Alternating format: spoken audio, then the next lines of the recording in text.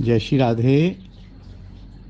भैया जी, ये शुद्ध भक्ति, विशुद्ध भक्ति, आरोप सिद्धा भक्ति, कर्म मिश्रा भक्ति, ये फलानी भक्ति, ये अमुक भक्ति, ये सब जीव के लिए हैं।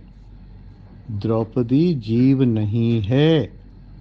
द्रौपदी भगवान कृष्ण की लीला परिकर है। उसे एक कार्य दिया गया कि ये हमें लीला करनी है, नाटक करना है, इसमें आपको ये रोल निभाना है। वो उसने रोल निभाया। उससे हमें उपदेश लेने हैं, समझना है। लेकिन द्रौपदी को जीव की कैटेगरी में खड़ा करके नहीं देखना है। ऐसे ही युधिष्ठिर आदि पंच पांडव और ऐसे ही कौरव आदि 100 कौरव, ये सब लीला परिकर हैं। कंस भी लीला परिकर है। कंस को भेजा गया, जाओ तुम कंस बनो, मेरे मारने के उपाय करना, अपने दैत्यों को भेजना मुझे मारने के लिए, जो आज्ञा प्रभु। वो लीला परिकर हैं। लीला परिकर तो आदेश का पालन करते हैं, भगवत प्राप्त हैं।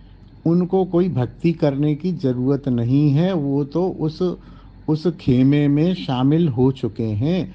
वो प्रभु के नित्य परिकर हैं, लीला नित्य परिकर हैं और लीला परिकर हैं।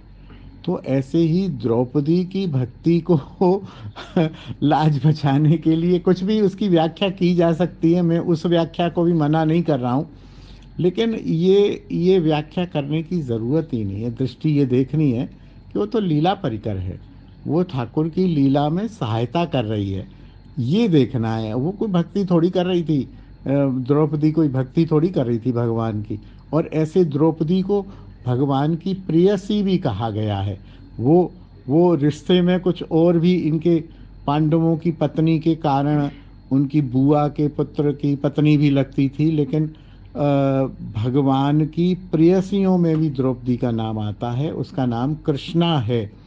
और वो भगवान की उपासना भी करती थी, भगवान को जानती भी थी, भगवान की लीला परिकर थी। इसलिए उसकी भक्ति को विशुद्धा विशुद्धा का तो नहीं है। जो आत्म कल्याण के लिए भगवान को बुला रहा है, उसकी विशुद्ध भक्ति कहाँ होगी। लेकिन वो भक्ति कर कहाँ रही है?